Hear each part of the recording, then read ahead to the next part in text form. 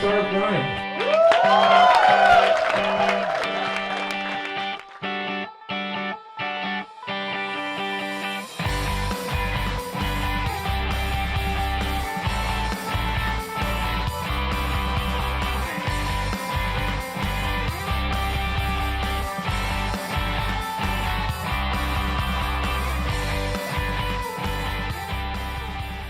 So tonight we have co-founder and CEO of Dragon Army, as well as former president of Engauge, Jeff Hilimire.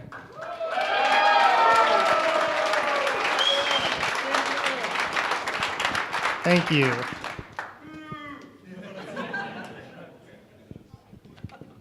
I feel like there's people over there that can't see because we've got that big pole. You guys all right in the back there? Did you guys stand up? I couldn't see. We have spots in the front row. Feel free to move up. All right. So I want to thank you for coming out tonight. Let's start off with the head shave. Let's see a story behind the head shave. Yeah, it's not a happy story. And I've learned when you see someone who didn't used to have their head shaved and they do, don't say something like, what bet did you lose? Because they might have done it for someone with cancer. And then it's a super awkward interaction right after that. So our co-founder of Dragon Army and a friend of many people in the room, Ryan Tuttle, he's going through chemotherapy. So a couple of us, Dave Church, somewhere in here, a couple of us shaved our heads for him. Nice. That is really appreciative. My brother actually went through chemo recently, and so I appreciate the effort. So. All right, good. Yeah. So let's start off with Startup Grind. We like to get the whole story. Let's go back to the beginning and hear where you were born and a little brief story about your parents. Oh, my parents. Okay. We didn't cover that in the pre-talk. No. Gotta have a little surprise. Yeah, that's good stuff. So I was raised here in Stone Mountain, Georgia, but we started off in Chicago, moved down when I was 5. So my dad had a vending company, which I think is how I learned about entrepreneurship, but I didn't realize it at the time. So every summer I would work with him and we would fill vending machines at different businesses and load the truck in the morning. And it was a long day, but I had to see him go and try to get new accounts, and sometimes we'd lose an account and we'd have to take the machines out. And so I started to understand, I guess, a bit about that sales process with a business. So, as I look back, that was something that when I started my business, it was normal and natural that I would do it, but I didn't appreciate it at the time. But yeah, so I filled a lot of Coke machines growing up. So, but you were actually born in Chicago? Yep. And so moved here when you were? 5. Yeah. 5. Yeah. All right. And been here since? Been here since. Stay here forever. Nice. And do your parents retired now, or? My dad's still running a vending company, so if any of you have business plans for starting vending companies, it's a long, tough process. I would not recommend it. He's still doing that, yeah, and my mom's, she sells real estate, but yeah. Okay. All right, and I've heard so far from you many times that you've been obsessed with tennis since the early age, and I actually found an article that they featured about you at your old tennis club with your nickname Hillbilly. About a match with Big Dog. Wow. You do actually do research. I wasn't. That's pretty impressive. So I started playing tennis. Big Dog is a great tennis coach. If anyone's looking for a tennis coach in like the Snellville area, phenomenal. I started playing when I was 12 years old, and immediately was obsessed with it. But it was one of those things where my parents forced me to go, kicking and screaming. I had my first lesson, and then that was it. It was tennis from age 12 to probably age 20. So played every day. As soon as I got home from school, went right to the club, stayed at the club, hoping to get a match with anybody, and just played and played and played, and eventually went to college on a tennis scholarship and continued to play there. And you still play tennis now, or? I do not play tennis anymore. Oh, man. Yeah. So when was the big jump from tennis to entrepreneurship? So I went to UNC-Charlotte, and some of you know Raj Chowdhury, but I'm super old compared to a lot of you guys. So I went to school in 94, 95 to college, and then this was right when the web, so something called GeoCities, which maybe a few of you remember, where you could like build your own web. It was like the WordPress of like 1996. And so I was a computer science major, had a Commodore 64 back at my house growing up, and started building websites with Raj Chowdhury. He was an exchange student from the UK. One semester we were together at UNC-Charlotte, and we became best friends. and started building websites just for fun. I started doing the athletic website for UNC-Charlotte, and this was right around the time when I realized that my dreams of being a tennis professional were going to be limited to like coaching little kids at a country club, not like playing on the ATP tour. So I started to realize maybe this was a different area. So then I just put everything into building websites. And then for no good reason, in November of '98, Raj and I decided to start a web company. We had no business plan. We'd never seen a business plan. I was still in my senior year of college. He had graduated and was just on a journey. So he graduated a year ahead of me, and his parents gave him a round-the-world trip ticket for his graduation present. A bunch of you guys got that same thing, right? No, unfortunately. Yeah, I don't know anybody who ever got anything like that, but I guess it was such a miracle that he graduated. This was a big deal. So he goes from England to Canada, and if you know Raj, especially if you knew him years ago, he would, somebody's laughing, he was like the biggest partier. He was like Devin, if anybody knows Devin, but like times 10. He was like a lot of Devin. So he ran out of money immediately. He had enough money to get all the way around the world, and he went from the UK to Canada, and after a month basically blew all the budget that he had. And so he started convincing some of these ski lodges and places that if he built their website, which meant I would build their website, Raj did like the creative, then he'd get to stay for a week or ski for a week or something like that. So all of our first websites were like, one of them was a Canadian bus company called Cannabus Tours. So we did Cannabus Tours. It was all these like abstract, and we would get no money or a couple $100 or something like that. But that's how we started the business. And we named it NBN Designs, which stood for nothing but net, because back then UNC-Charlotte was a good basketball team. So it was NBN Designs. And so what was the story where the big switch from NBN Designs to Spunlogic? How did you determine that name? Yeah, so NBN Designs, Raj couldn't say NBN Designs and have anybody understand what he said.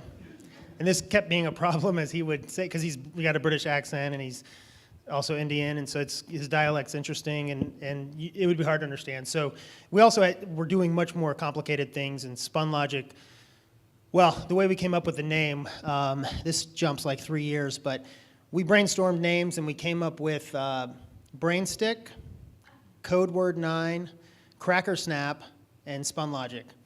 And I don't know if Spunlogic's like the best in your minds, but we had no idea which one was best. So we all put on different name tags with the different names, and we went to a networking event to get reactions from people on. So we crowdsourced, maybe one of the first crowdsourcing activities in this was probably 2001, 2002. And Spunlogic was by far the winner. And at one point we thought Cracker Snap. Before we did that, we were like, Cracker Snap, that's it. And our creative director at the time was like, absolutely not. I was going to say, Cracker Snap's definitely my favorite. Yeah, Cracker Snap, we thought that was the case. But no, so Spunlogic won, yeah. And then, so when did Danny Davis come and join on the team? Yeah, so Danny was kind of the third co-founder, I call him. November of '98, Raj and I started the company. Danny in June of '99, so I graduated and came back to Snellville, actually, where we lived. I convinced Danny to drop out of graduate school. He's a developer, because I was coding at the time, and for anybody that knows me, that's hilarious. So I convinced Danny to quit, not only to quit grad school, but then move into my mom's basement, where we went from office in the dorm room to my mom's basement, and Danny lived in my mom's basement, and it was like an unfinished basement, and it was really funny because like he had a bed down there, which was an old bed of ours, and you could walk down, and like if you did that on his bedspread, dust would just fly up. It was really funny. But so we were in the basement, and Raj had made his way to New Zealand, and this is kind of where it gets interesting. We had done, I think the biggest website we had done was like a $500 website, which is funny because at Engauge, that would be like 3 hours of billable time is like $500. Engauge is where I ended up. But so Raj is in New Zealand, and he's in Queenstown. Anybody been to Queenstown? Queenstown, New Zealand? One in the back. Unbelievable. I think it's where bungee jumping was created. So it's like where Raj, I think, was probably meant to be in his life, is Queenstown, New Zealand. But we find this guy who wants to build a portal, and this was when portals were huge. And so the basement phone rings, and it's like, I'm like, NBN Designs, this is Jeff. And it's this Queenstown guy Raj had told me he was about to call. And so, he doesn't know he's calling like some lady's basement in Snellville, Georgia. He thinks he's calling a legitimate business. And so we convinced him to fly me out to New Zealand for a week. So I go to Queenstown for a week, and Raj and I were 21, 22, and we are pitching this portal. So we spend a week pitching the portal. We get a signed contract from the guy for $65,000 website. So the biggest thing we had done before was $500. We have a $65,000 contract signed. Come back, Raj cancels his trip, moves to Atlanta. We move out of the basement and we get the back of there's some Fitness International, if anybody knows it, out in Snellville. We rent 1,000 square feet in the back of a fitness center. And literally it's probably from that post to here. And the one wall was on the other side of the aerobics room. So if you couldn't bring anyone from 9 to 11:30 because the wall would be thumping and there'd be someone shouting, down and up and all that stuff. So it was kind of this hilarious thing, but we were in at that point. So this was January of 2000, and then the guy with the portal went bankrupt, and we never got a penny from that guy.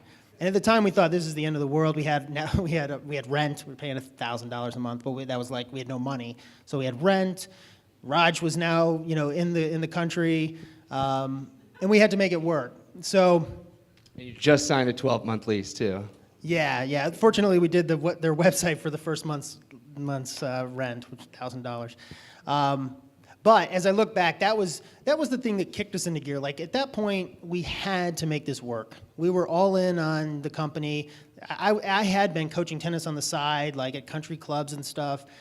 We had to make this work, and so I look at it as actually a blessing. I think when I talk to entrepreneurs and people, I think you have to be all in. I think you can't try to do it on the side. I mean, I think we all have some of you might be trying to do this where you have your day job, but you're trying to start a business on the weekend. You just can't do it. It's so hard to do that thing that if you're not all in on it, you can't make it. So it ended up being a good thing for us, but it felt like the end of the world. Yeah, I agree. You have to be all in with your entrepreneurial ideas, and so it was interesting to see that you made the jump and at that time. So from there, you were married at this point? Yeah. I got married in 2000. So we were married, and then that next year, so we had an apartment in Decatur. But the second year, we moved in with my mom. So we had no money. We were 21, 22. We didn't know what we were doing. I pitched every bank, anybody I could to loan. Nobody would loan us money. So yeah, my wife and I moved back in with my mom for a year while I saved up money. She was making $30,000 a year as a counselor, and I was making negative $20,000 a year, something like that. So we were netting 10. I didn't share this with them until later, but I had company credit cards that I was using to finance the company. Those company credit cards were just my credit cards, because you can't get company credit cards until you have an established line of credit and things, which we didn't have. So I had at one point $90,000 in credit card debt in my name. And nobody knew. I knew, but nobody else knew. Just wake up in cold sweats? I think I was too young and dumb to really realize what was happening. I just had to make this business work, and I just payroll would come up, and I would move $500 from this one to this one because it had 0 interest for 6 months, and I'd get another one for $2,000, and it was pretty crazy. So not only were you running the agency at the same time, you're trying to learn project management.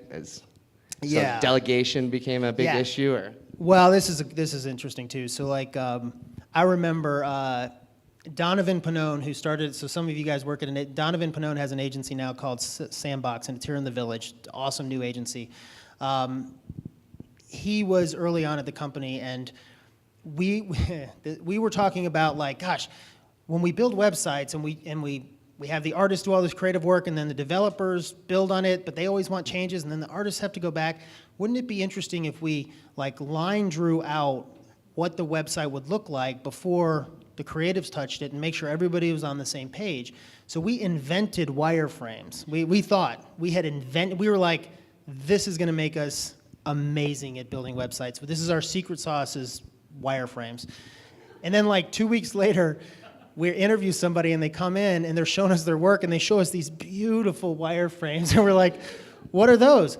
Oh yeah. So, it's taken me about 2 years to get this good at these, but this is what, and I'm like, oh, so, this is like old news. We had no idea anything about it. So we were really learning as we went. It would have been comical to look in on us and see like the things we were inventing had already been out there. So you consider honey baked ham to be the big break? Yeah. So we ended up, the first real account that we got was Honey Baked Ham. We signed them on the ping pong table. At this point, we were leasing space in Colony Square in Midtown. We were leasing space from an architectural firm who we did their website for a couple months' rent. And we signed Honey Baked on the ping pong table. And to get their business, we told them we would build them a complete content management system for free just to give us their business.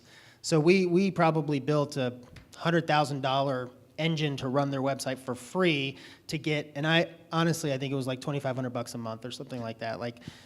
But we were doing anything to get any account. And so then once we had Honey Baked, we could actually look our family in the eye and say, look, we're actually a real company. We have, it's not like Cannabis Tours and, crap like that. So Honey Baked was big because it gave us confidence as well in ourselves. Yeah. But it also, when you go and pitch a business and you have at least a company people have heard of, it kind of makes a big difference.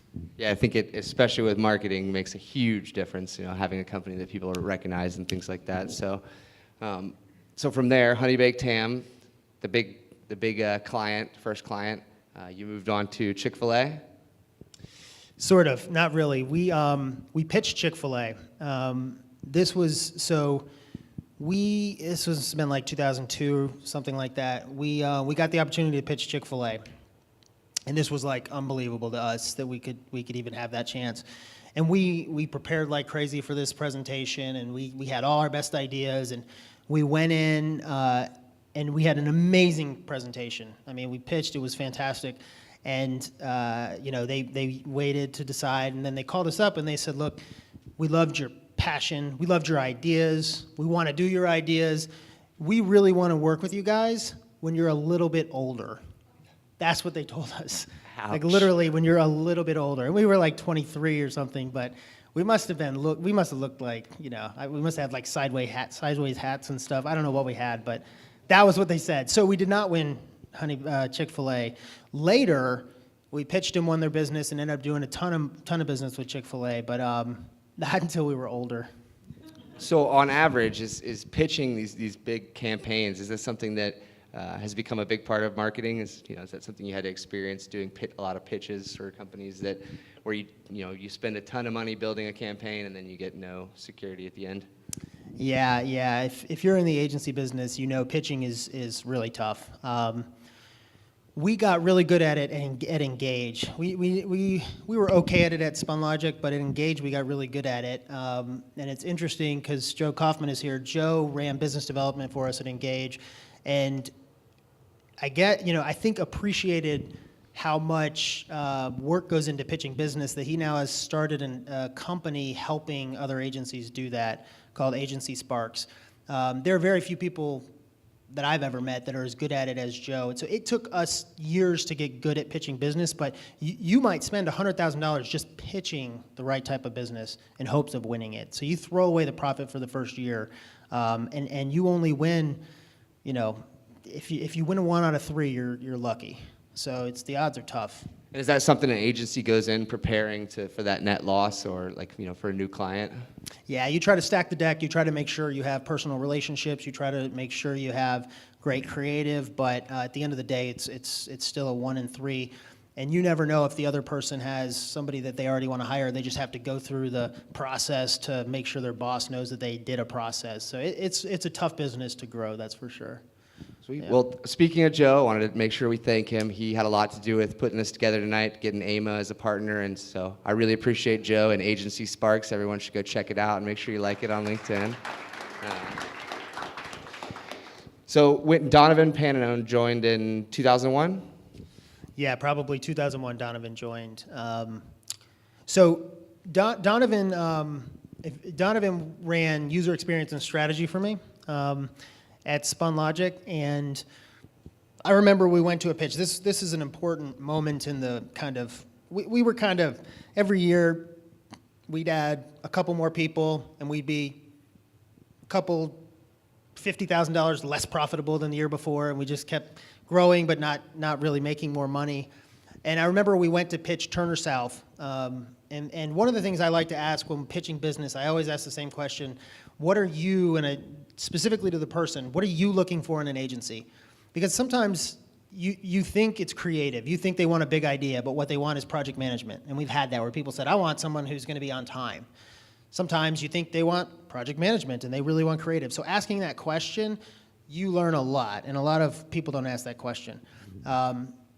We asked the question to Turner South, what are you looking for in an agency? And they said, well, if we had enough budget, we would just hire the Chopping Block, which was another agency out of New Orleans.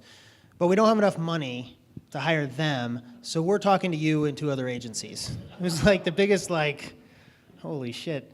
So we didn't win that business, but we didn't win a lot of business back then. But I remember walking out and saying, how can we get people to say that about us? How can we get people to say, if I had enough money, I'd hire Spunlogic, but I can't, so I'm talking to you knuckleheads. That's what I wanted people to say.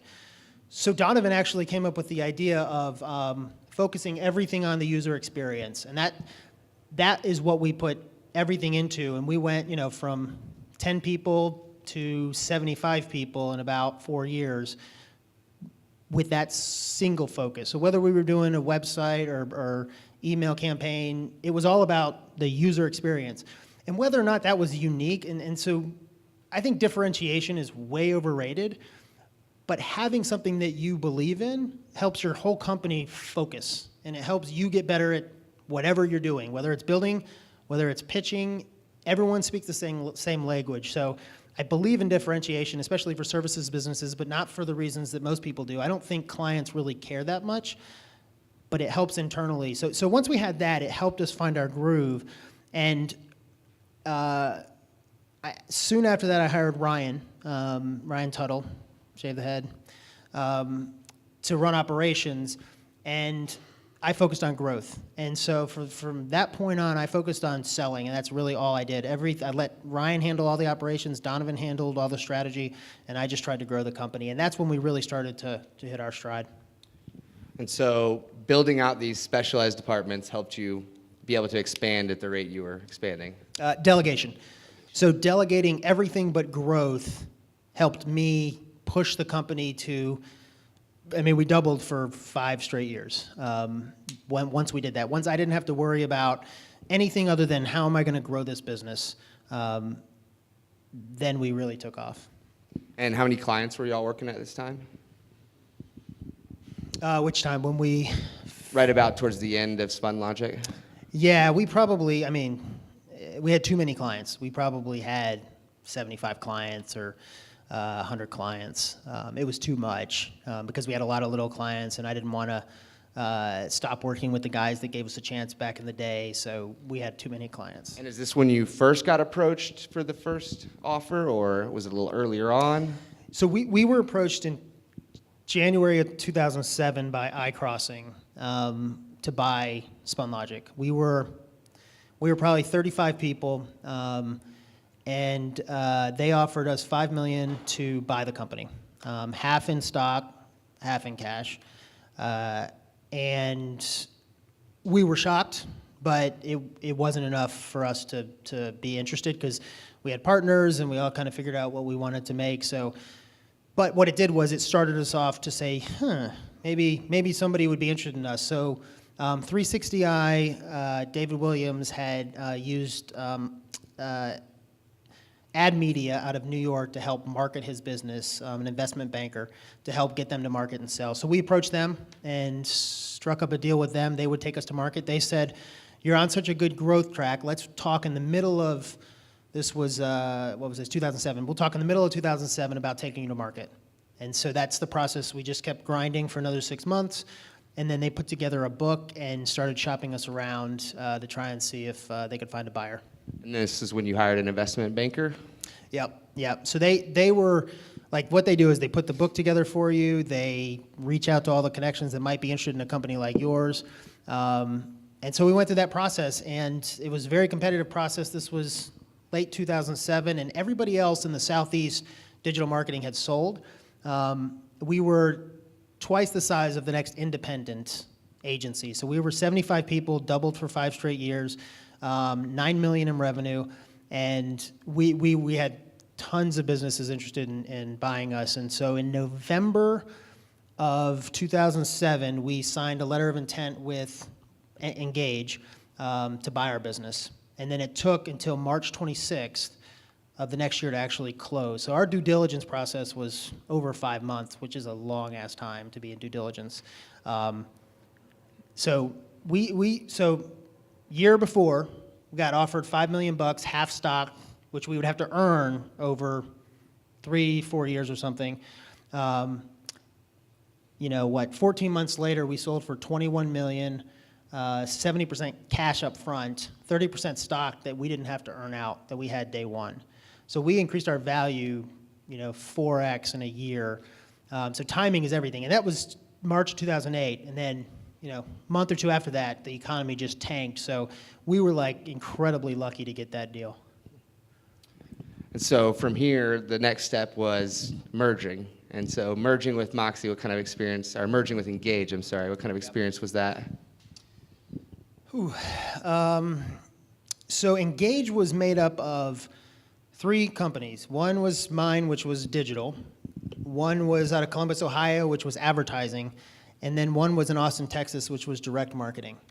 I'm not a fan of advertising or direct marketing, so it was a pretty brutal process trying to figure out the cultures and get them all together. And they didn't understand project-based clients. They had all like retainers, so they would sign their client for $1 million for a year and then just bill people against that. And we had like $75,000 project and a $250,000 project, and you had to manage against that. And so I was on the board. I was chief digital officer. Still don't know what that means.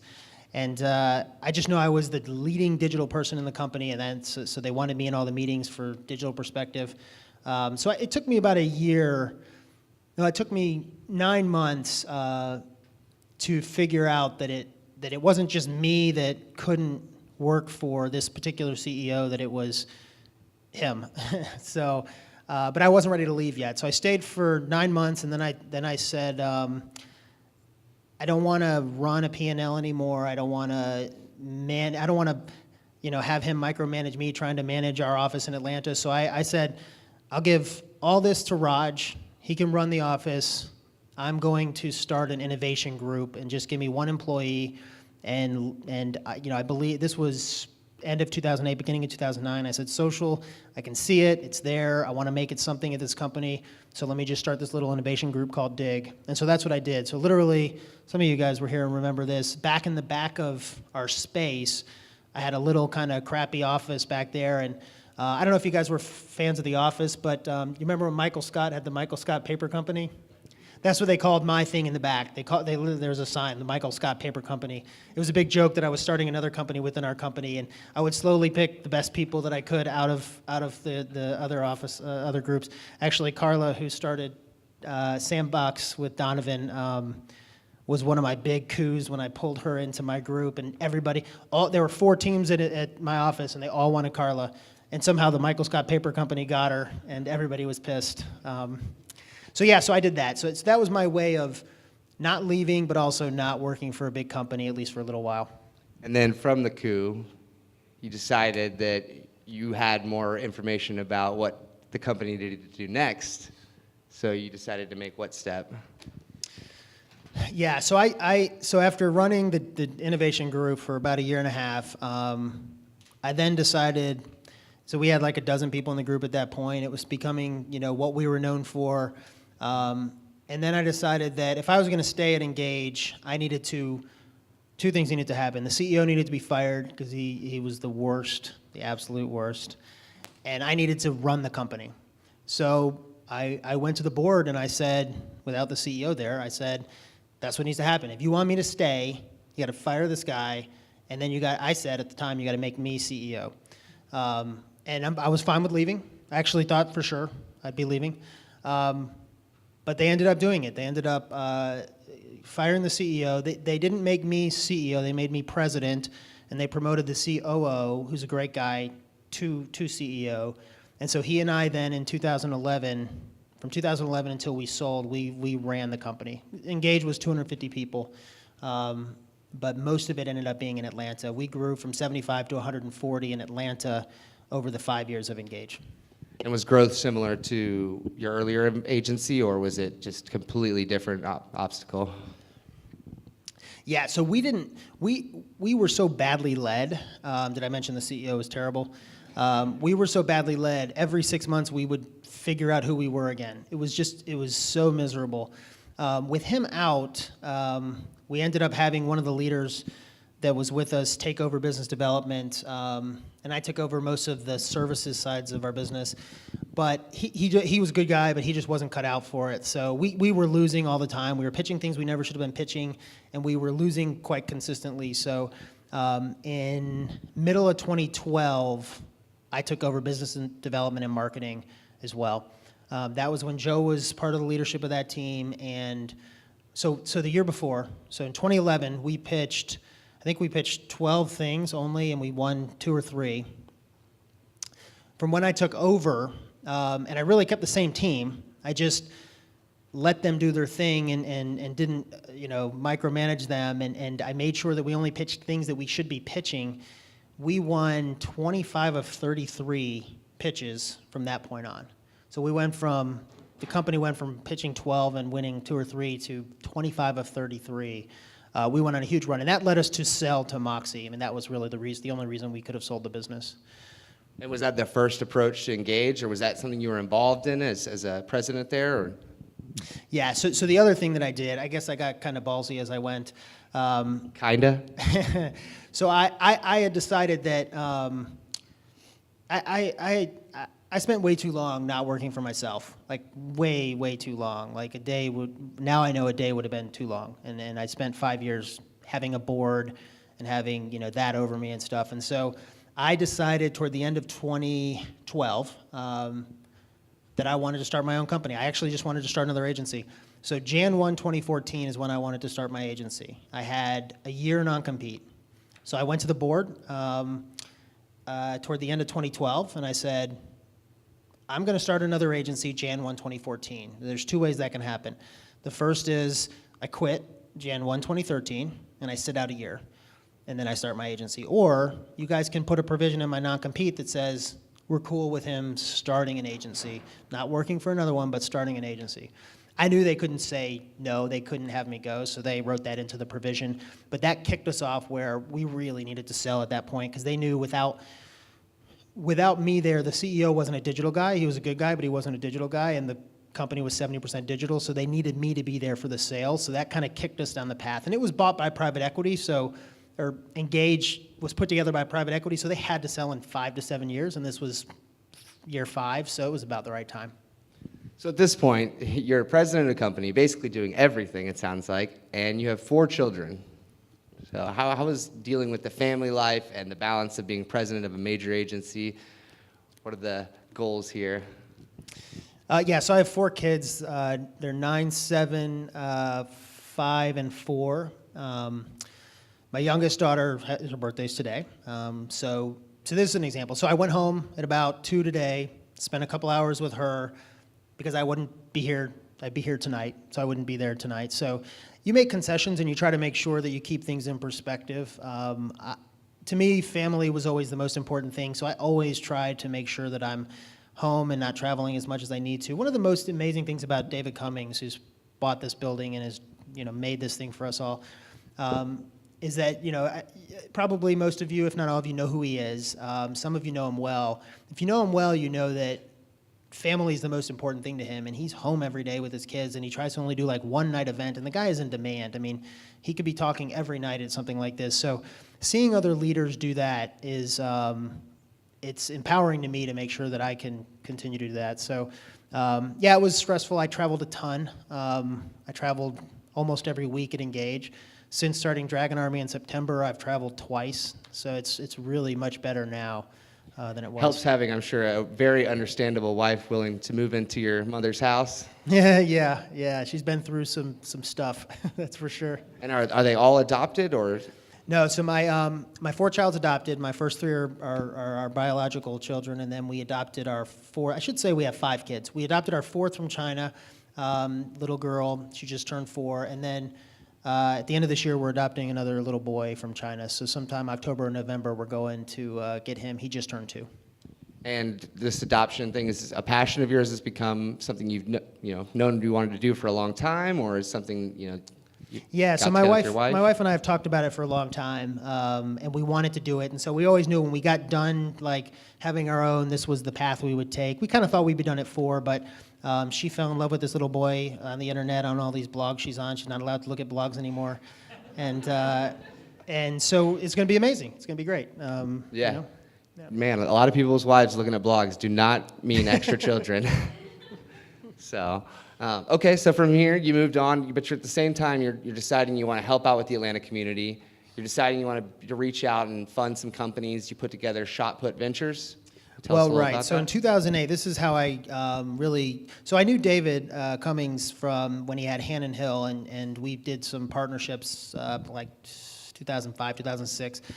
My company and his. But in 2008, we helped found Shot Put Ventures, which was one of the early incubators in Atlanta. And so that year, with 7 other guys, so it was 9 of us, we invested in 8 companies, I think, and the next year, a couple more. So that's when I started investing in companies and really starting to be a part of that part of Atlanta's community. Yeah. And is this when you decided you wanted to join Leadership Atlanta, or is something that just came along, advice?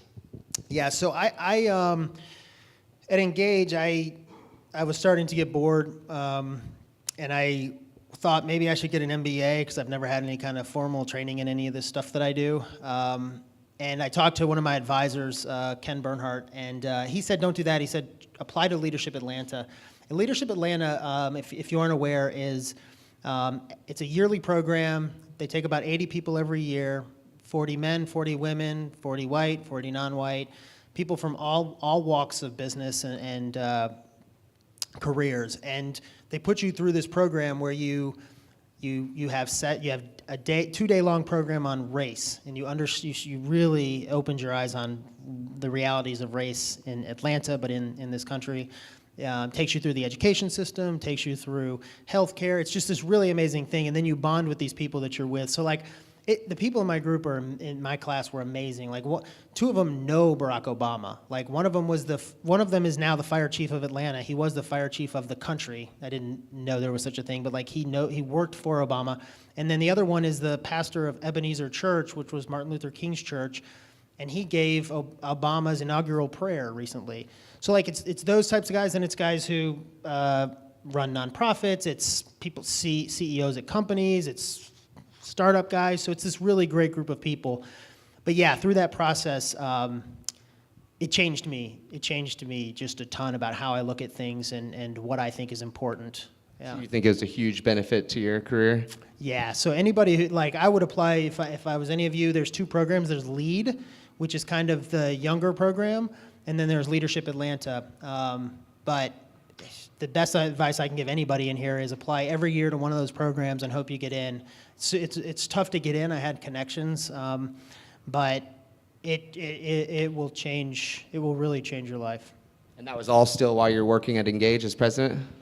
Yeah. So I was president of Engauge, went through Leadership Atlanta, and then so I mentioned I was going to start an agency, and then I golfed with David at a junior achievement golf charity event in July of last year, and I was telling David that I was going to start an agency, and he's like, "Are you sure you want to do that?" And I said, "Yeah." And he said, "I blog a lot about mobile and startups and things." And he said, "Why aren't you going to start a mobile B2C product company?" And I said, "Well, quite frankly, I don't want to put all my money into something right now. I've got all these kids. My wife looks at all these blogs. Who knows what's going to happen?" And so I just didn't want to take that risk. I knew I could do an agency, be fine, it'd be fun. And he said, "Well, I would back you if you wanted to do a B2C mobile play. And we would do it at the Village." and I don't think you turn that down. So You don't. So I said, sure. So I talked to the people that I was going to be starting the agency with, and we made a decision to start Dragon Army. We're mobile gaming, so we build games for iPhones, iPads, Android devices, so phones and tablets. The reason we're gaming is 80% of all the revenue that goes through a phone goes through games. So that's where all the money is. It's also freakishly hard and competitive, and if we're successful, it'll be like, I think, by far the hardest thing that I've ever done, but you're building video games, so what's better? I mean, it's awesome. Yeah. And I remember talking with you one day saying that it was, totally different, representing a new product every 6 months. Even if it's the most popular game ever, you still have to throw out another new, game product, and so just that continual grind is really interesting. And yeah. So from there, let's go back a little bit. So from the exit, you sold to Moxie, and that's through Publicis? Yeah. Publicis bought Engauge for $63 million, and now rolling it into Moxie. And so Moxie now has, I think, 450 people in Atlanta, which is I think the next biggest digital agency is 150 people. So it's the big guys in town. Yeah. Yeah, and from there, they just let you go, or you had to help out with merging, or? No, I told them I was going to leave. Everyone knew I was going to leave. So we had a lot of suitors for Engauge, but they were all out of town except for Moxie. And when they found out I wasn't going to stay, they would back out because they knew they were going to lose leadership in Atlanta. Moxie has a lot of great leadership in Atlanta, so they weren't as worried about it. But yeah, it was on the board that I was going to be leaving, that I wasn't staying at the company. Okay. And how long you been with Dragon Army now? About a year and a half? No, September of last year. Wow. Yeah, we started in September, planted our flag here at the Village, and we have a team of 13. Our first game, Robots Love Ice Cream, comes out April 9th in iOS, and then April 20th on Android. So it's pretty exciting. Nice. I'm excited. Everyone keep a lookout for it. I've seen some previews. It looks amazing. It's awesome. Yeah, it's a great game. And I can say that because I didn't have anything to do with making it, because I don't know how to do any of the stuff that guys like Thomas know how to do. So, it's a really fun game. Yeah. So what's been your focus about learning the most about mobile game? Has it been project management? Been trying to learn the industry, trying to learn how to expose yourself? Yeah, how many of you guys played Flappy Bird? Okay. So Flappy Bird represents the insaneness with the mobile gaming industry. Flappy Bird, if you don't know, a dude in, where is he, Vietnam? 3 days makes this game in May of last year. Fast forward 7 or 8 months, and suddenly, it's the #1 game on all platforms. He's making $50,000 a day in ads, which is not how games make money anymore. It's ridiculous. So he accidentally and embarrassingly, he's embarrassed. He pulled the game off the store because he was so embarrassed about the game. He accidentally crapped out a game that we'll be thrilled if any of our games ever do that well. It's the most insane industry right now. So what I've learned is that it's really insane and competitive. I've also learned that having relationships with Apple and Google is key, so you can try to get featured. So we've just gone out to the West Coast and made those relationships. So I didn't think it would be as relationship driven, but it turns out that it is, which is good because that's one thing I can do. But as far as getting 1 million people to pay $1 for a game, that just seems insane to me. So. Yeah, definitely. It's an interesting industry. You never see anything else like that, where you have to constantly launch a product and push it out. So this would be really cool to see the success come out. And so you've had your first app, Nibbler, launch? Yeah, Nibbler's out. You can download it now on iOS and Android. Nibbler was basically, we started in September, and I didn't want to wait 6 or 7 months for my team to produce something. I thought that was an eternity. So I wanted us to get something out quick. And so we created Nibbler, which is a daily video app. For those of you that don't have time to study YouTube all day, it is a great app to have. It's very handy. But we wanted to get something out that we could be proud of, but get out something quickly, learn the process of submitting to the App Store. So it served other purposes than, it's not a game. So it was just something we needed to get out, help us market our games. But it was my way of getting the team to build something and have success before our first game launched. Both a little bit of exposure and a little bit of test case. Yeah, for sure. So, yeah. So what's the next goal for Dragon Army? Just to get the game released, to promote? Have you?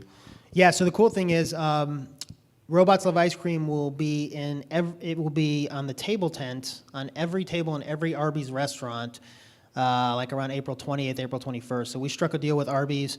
We're going to have a unique experience for one of their ice cream products in the game, and then it's going to be in all their restaurants. They've got 2,000 restaurants, and then it's going to be on their social and their website and email. So we're hoping that can give us the juice that we need to get the game into people's hands. Yeah, and was that part of the relationship building, reaching out to people, building partnerships?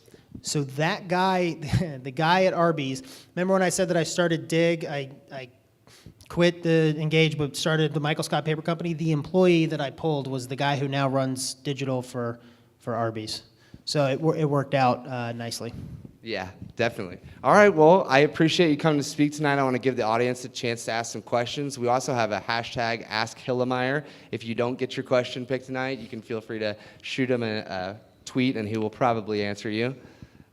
Does anybody have some questions for tonight? Joe? What's the one thing you wish 25-year-old or 27-year-old Jeff Hilimire knew when you were going through starting your company and growing it? I'm going to repeat that so I have a minute to think about it. What's the one thing I wish I knew at 25? That's a tough one because I'm really glad I didn't know anything because I probably would have shut the business down. If I knew anything, I would have shut the business down and gotten a job. And I'd be miserable. So, I don't know if there's anything I really wished I knew back then. What's the one thing you would tell a 25-year-old who's starting a new business? Well, I would say relationships are huge, and it took me a long time to really start building relationships, and getting in networking like a crazy person, and that really helped grow the business. I think the thing I do think is if there's a 25-year-old that's thinking about starting a business and wants to start a business, they just need to start the business. There's never a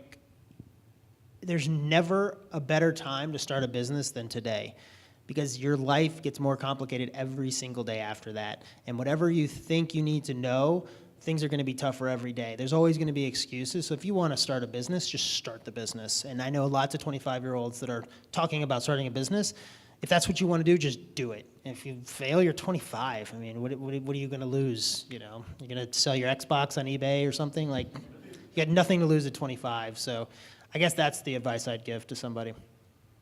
I know that I'm very interested in starting a digital marketing agency, and I've spoken with you and Adam of Nebo Agency a few times about it, and I like your advice about both faking it till I make it and network. Yeah. I think those are two really key features in starting your own agency and building a clientele. Fake it till you make it. That's a story I meant to tell. When Raj and I, before we even hired Danny, so this was in May of 1999. He was on, he swung through Atlanta. I think it was actually on his way to New Zealand. He swung through Atlanta, spent 3 days in my mom's basement, and we watched the Steve Jobs and Bill Gates movie back then with Noah Wiley or whatever. I can't remember the name of the movie. Somebody knows. Pirates of Silicon Valley. And when Bill Gates went in and sold his operating system and then came out and said, now we have to build an operating system, that impacted us. We were like, holy shit, you can sell stuff before you actually know how to do it. And so then we called that gatesing somebody. We would come out of a meeting, we were like, we gated them, and that was our, but we backed it up. So it sounds like we were just Wolf of Wall Streeting people, but we weren't. We would figure out a way to do it, and we'd lose money figuring out how to do it. but we gated people, and that was an important thing for us to go, wow, you can fake it till you make it is another way to say that. Yeah, I mean, I think that's huge. It really had a big impact on how I look at it. And, Alexis Sohanen wrote a book without her permission, and going out and just doing things without getting permission to do it is a key thing for people my age, and realizing that you don't need someone to tell you how to do this company, or you just have to kind of go and do what Jeff's done and figure it out step by step. So, I mean, I think that's pretty huge. Anybody else? Back there in the black jacket. So are you going to still focus on the venture side of things? And if so, what sort of startups are exciting for you right now? That's a great question. The answer is no. At this point, everything I got is going into Dragon Army. I'm very interested in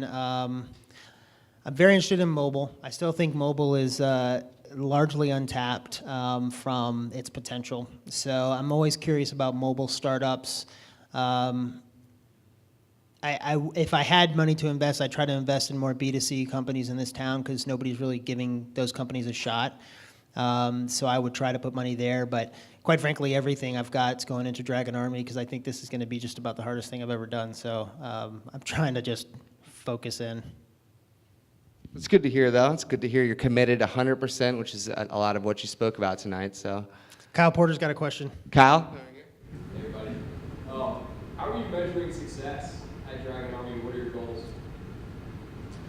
So, Kyle Porter runs Sales Loft. If you don't know this, and you should look it up, it's a fantastic company. I say that because I've actually learned, being in this building, how many of you, raise your hand if you're in the building, if you have space here? So like a lot of us.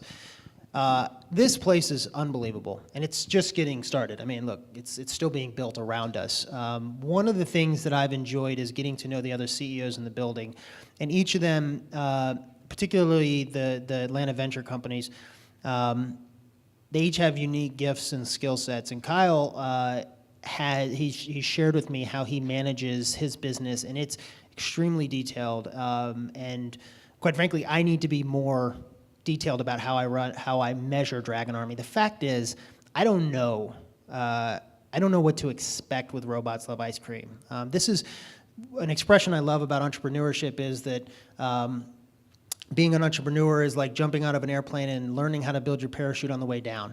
And that's exactly how I feel with Dragon Army right now. We have 13 people. Half the people that we hired, Ryan and I were sitting in interviews, and Richard, and we were interviewing people, and we didn't know what the hell they were talking about. Like, they would say, oh yeah, I build on this platform and this platform, and I've launched games and this, that, and the other, and we'd be like, trying not to write down notes. We try to like wait until they said something that was noteworthy and then write down the 4 words that they said so we could go research them. And they're like basic things in the gaming industry. Now it's embarrassing.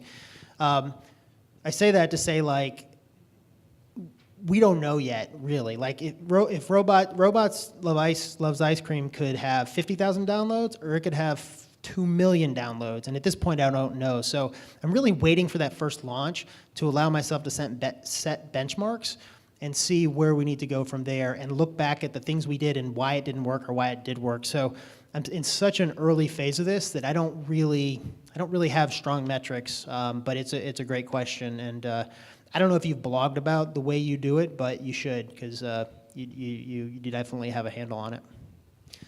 Have you spoken with other industries that do the same gaming, company, to get sort of an idea of qualitative measures? Yeah, I mean, one of the guys who was on Shop Adventures with us, Suli, he's got a mobile gaming company called TinyCo, and his first game was doing like $3 million a month or something, like ridiculous success out of the gate. So it's just like Flappy Bird. I wanted to say Crappy Bird. It's like Flappy Bird. It's like so I have talked to tons. I've talked to other gaming studios, to publishers. But I think until we start to see what we can produce, that's going to help me understand what metrics we need to measure against. Yep. All right. Well, we have time for maybe one more question. Right here. I know folks like you and Dave Cummings really value culture a lot. I'd love for you to talk to us a little bit about that. I was curious, what are some of your favorite questions? So, question was about culture and favorite interview questions. Yeah, I think culture. So, those two questions wrap up nicely into how I hired the first couple people at Dragon Army. It was mostly culture fit. It was passion. It was finding the right people to put into this unique nucleus of game developers that I was looking for. And I remember when we were like 1 month in upstairs, and we were kind of in co-working space, and one of the other Atlanta venture guys came up and was like, "How long have you guys been together?" You know, the 6 of us at the time. And I was like, "Oh, just about a month." And he's like, "I would have thought you guys have been together for like a year. Like, you all just get along so well, and you speak the same language and stuff." So I think culture is super important. I think that especially if you start with great people, you attract great people. So to me, culture is the most important thing when hiring. I really hate interviews. I don't like to have interview questions. I just always feel phony saying, "Tell me about a challenge when you overcame something," and it's just. I mean, there's a time and a place for that. I hope that it happens earlier in the process, and then I can just have more of a culture interview. So I don't know that I have good interview questions, but I did just recently blog about this. I think that more people who are interviewing should be flipping the interview and asking the company questions about culture and about their plan and I think that's important. And I don't think enough, I don't know, you do this all the time, but I don't think enough people do that. And I think that tells a lot about a person when they ask you questions about your goals and, what does somebody who's in the position I'm in, what does success look like for them? And I think those are important questions for someone to ask the interviewee. So. Cool. All right, well, thank you. First of all, I want to thank you for coming out to speak tonight. You've been absolutely amazing. Second of all, I want everybody to go out and check out Jeff Hilimire's blog tonight. It's just www.jeffhilimire.com. David Cummings voted it one of the best startup blogs here in Georgia. I think it's definitely worthwhile to check out. I follow it every day. You have some great stories. I want to thank the sponsors, AMA, Lean Squad, Iron Yard was an amazing sponsor tonight, Friendly Human for coming out, Agency Sparks for helping out form everything, and of course, Dragon Army. So I want to thank you. You've been really great. So. Appreciate it. Thanks. Yeah, absolutely.